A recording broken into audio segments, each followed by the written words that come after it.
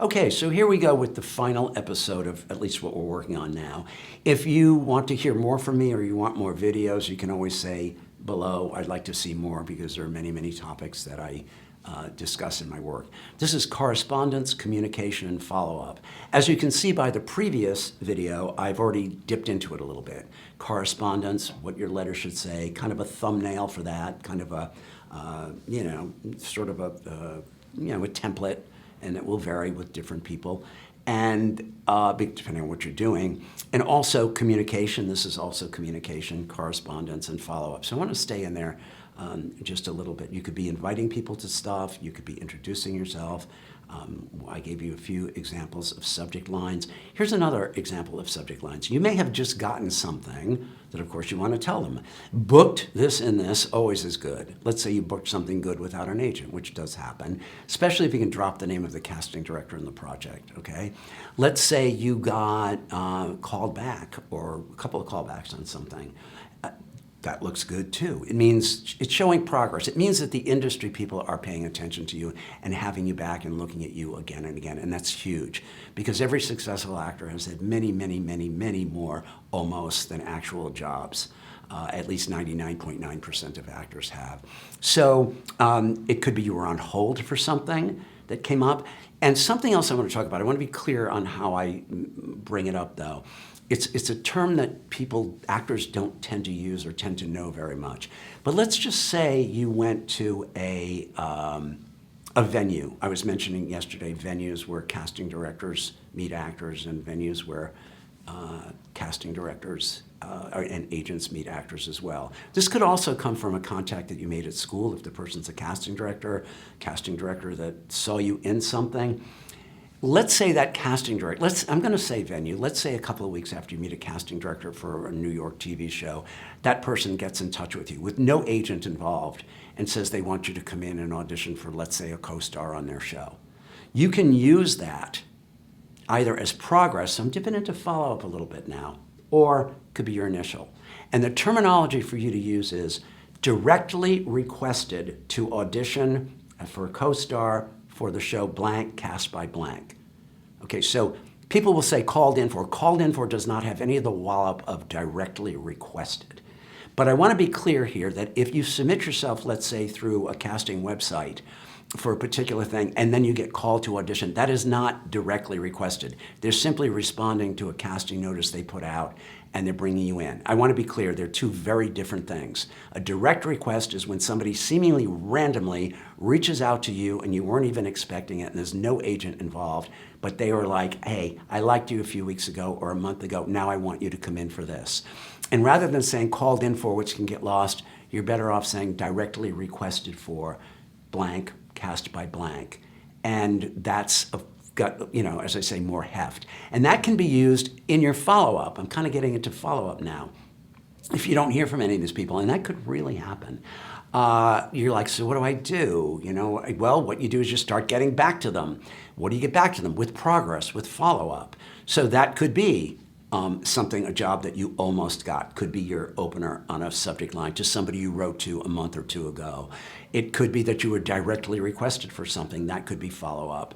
Any of these things that show progress, you were on hold for something. You were pinned for something, as they say.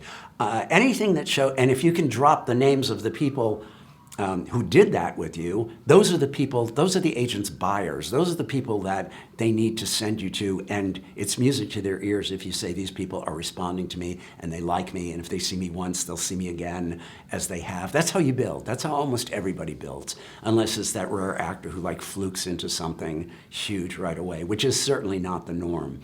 So you're going to start telling them progress. I know I said in one of the other episodes, I'm more of a progress person than a calendar person, meaning I don't think you need to say, oh, it's the first of the month, I better sit down and write everything that's ever happened to me in the last month. Less can be more again. And you might want to save things till you have kind of good things, because these are the things that can turn people around. And if it's really good, it can turn people around a lot. So when I went back talking, about the illuminating referral, that means if you meet with somebody and they don't take you, that doesn't mean you can't get back to them with these things, because they may have a great meeting with you. They may be very nice. They may say, you're not far enough along. I like you, I like everything about you, I don't have time right now to develop a career. I'm thinking of one actor friend of mine who's very successful now. He did that. He waited, and when he got a job, he got in touch and he said, is this enough for you? Well, those weren't the words he used. He just said, I got this and I'd love to meet with you again. And she saw him, and so they've been together for, many, many years, and he's been very successful. So people aren't, they're not thinking about you if you're not in their face, which is why agents have to follow up so much on everything. They send, your stuff in, or you're sending your self-tapes in. There's a lot won't get done if somebody isn't like doing what an agent can do that I know actors can't do quite so easily, nor should they, be hounding casting offices about something they know about. But agents can't just sit back. They can't just press send and then say, okay, let's see if the phone rings. Well, maybe some of them can, but most good agents, a big part of the job is follow up, as it is in any sales job. Actors don't always want to think of it as like sales, but it is. I think if we're realistic, we can talk about it that way. So when you're following up with people, progress is key. And this is something I can tell you that might sound a little like, woo. When you have a goal and you're chipping away at it, things can happen. When my book came out, I decided I would send like maybe 25 a month to different colleges and universities.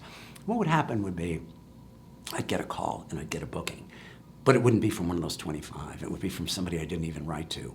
So when you're doing your job and you're doing what you're supposed to be doing, and you say, I would like to get representation, I'm staying in touch with people, it might be somebody from around that you didn't even write to that taps you, and says, come in. Things work like that in life. I had a boss when I was an agent, and she was spectacular, and she owned a big agency. And I remember her saying one day at a meeting, she said, when an actor's out there doing what they're supposed to be doing all the time, and they're good at what they do, they never know when somebody's going to tap them on the shoulder from behind and say, hey, you.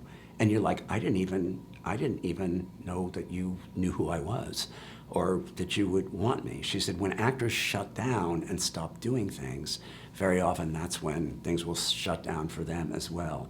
So if you have a plan of this, okay, so the one thing left here is, how do you find out who these people are? Well, the most sophisticated industry resource, I believe, is imdbpro.com, which is a couple of free weeks, I believe, for trial, and then a year's membership.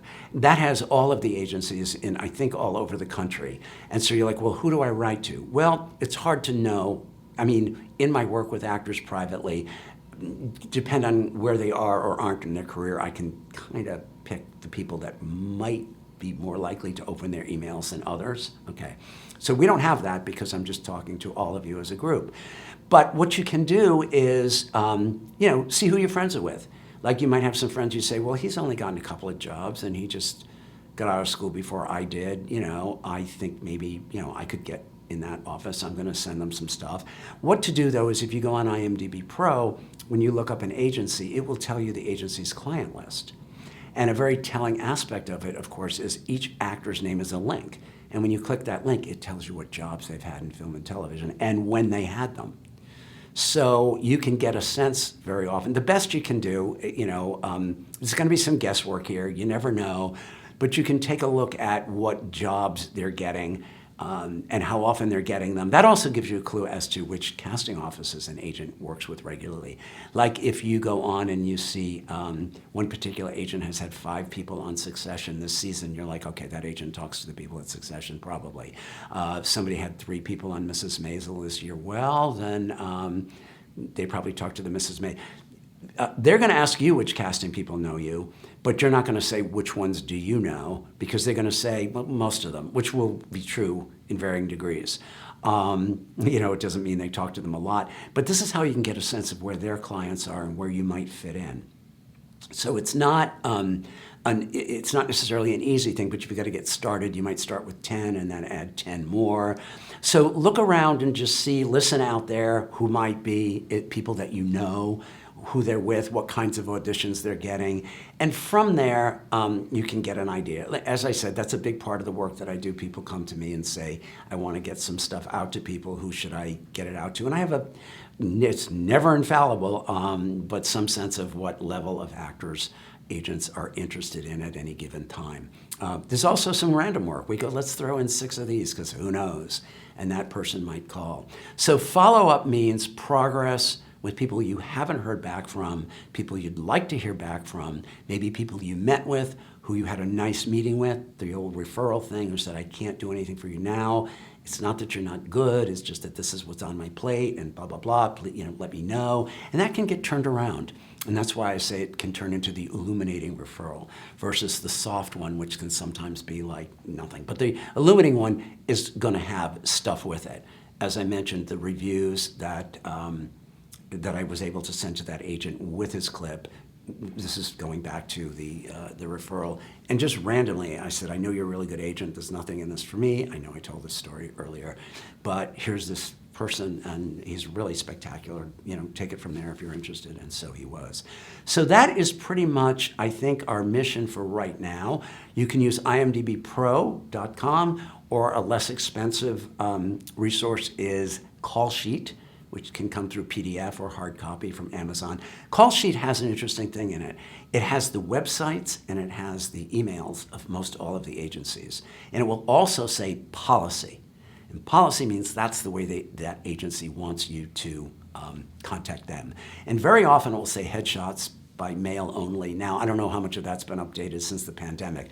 However, if you go to their website, even though it says headshots by, postal snail mail only, oftentimes, as I said, they have a website. When you go to their website, a lot of times it will say right there, actor submissions, which means you have the license to send, because that's another thing that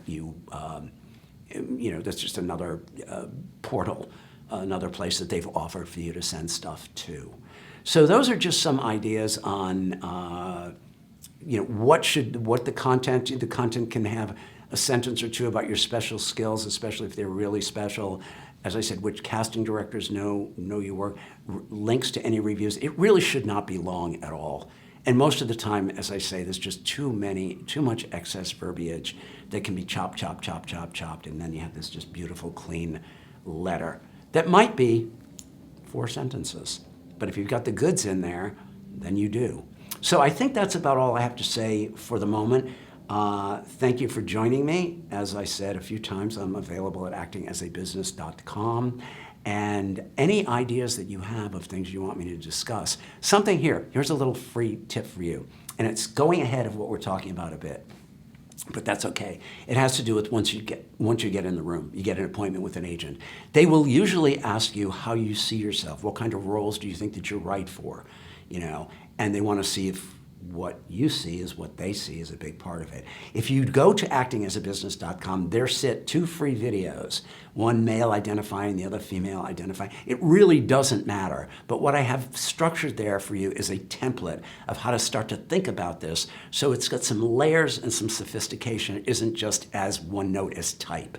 What type are you? I'm a blue collar, mechanic. This shows you how to dig deeper than that, and also how to have focus and range. As I've said before on those videos, an actor thinks, that an agent wants them to come in and say, oh my gosh, there's so much thing, I can do this, I can do that, I can do this. It isn't. But it's a way that you show them that you can do not just this one thing, but that you're not all over the place either. That's there. It's kind of a tutorial. There are 2 of them, and it's right there at actingasabusiness.com, and it doesn't cost anything. And if you want to put together a sense of that, because it will come up a lot. They will ask you, which casting people know you very often, and how do you see yourself, and what roles do you think you're right for? So there's that, and that doesn't cost anything, just as none of this did either. So if you've liked any of this, enjoyed it, learned from it, hit like, subscribe, any of it, because that will get me back, if you want me to come back, that is. Thank you. You've been very attentive. There's been a lot of talking here. There's been a lot of episodes, but I've really enjoyed every minute of it, and I hope you have too. Thanks.